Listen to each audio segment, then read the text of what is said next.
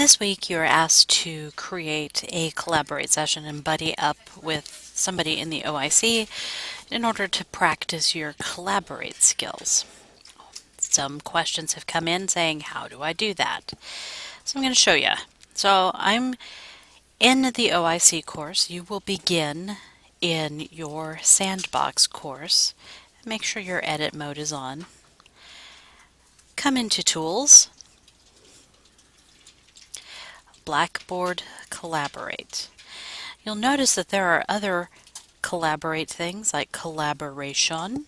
That is not the same as Collaborate. So you're looking for this big purple button with the side chevrons pointing to the right. Go ahead and click on it.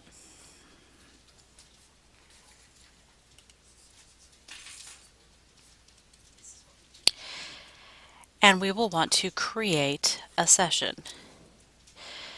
Come over to Create Session. You can name this whatever you want to.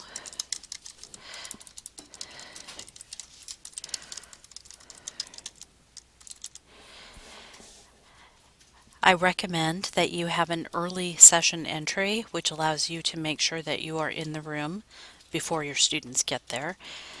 If this is your first time using Collaborate, I would even give yourself 30 minutes. Under the room options, you need to select each of these boxes. This is sharing within the course.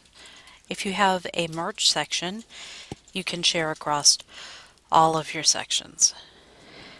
I'm going to leave the course selected. Teleconference option. If you have a student who does not have a microphone or any way to communicate orally, you can have a phone number that appears in your invitation that they can call in so they can participate. Since you are all in the OIC, I know that you have microphones available to you. Room Attributes has this set up so that you can automatically create a recording or manually create a recording, and that allows you to record your session. You're going to be doing this as evidence of your Collaborate skills. The maximum simultaneous talkers is 3, but you can go up to 6 or down to 2, however you want to do this. The max video cam feeds is 3. Again, you can go up to 6. View private messages. In Collaborate, there's a chat session that goes on, but what you may not know is that there is a back channel where students can communicate directly with each other without being part of the main message board.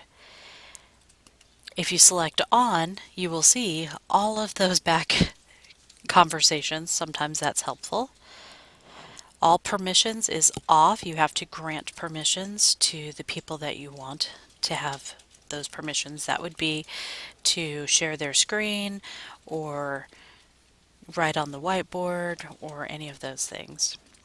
You can choose for students to have their hand raised on entry. Since you're practicing, it doesn't matter, but this is a good way to have a roll call.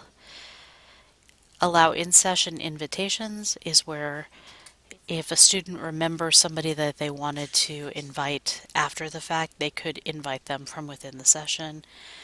And allow guests, and this is one that we want to turn on. This will give you a hyperlink that you will send to your partner in order for them to join your session. Hide names in recording. So if you record a session and you plan on using it in future semesters, you have to have this on, or else it is a FERPA violation to have student names from a previous semester in a semester or in 2 semesters. Does that make sense? You can preload content, and this is how you can upload a PowerPoint. I personally don't do this until I'm actually in the room because it seems to work better for me to do it that way. Grade Center integration.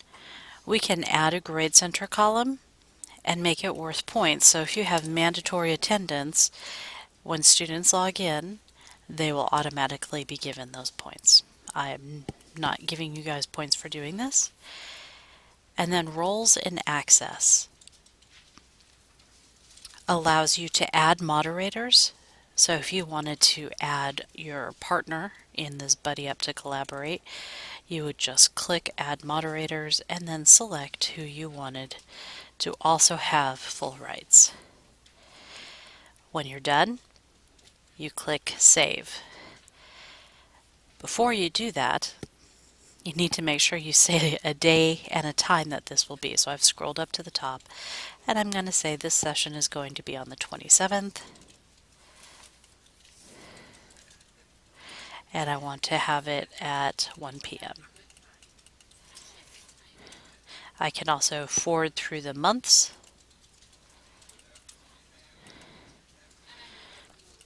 My end time will be on the 27th and it will end at 2. The repeat option allows you to repeat that weekly, so if you're having office hours, it will set up for every week. Now that I'm done, I'm going to go ahead and hit save. You'll see it right here in your Buddy Up to Collaborate session. And right up here, it says that it was created successfully. This is the URL that you will need to send to your buddy. Copy and paste into an email message to them so that they have access.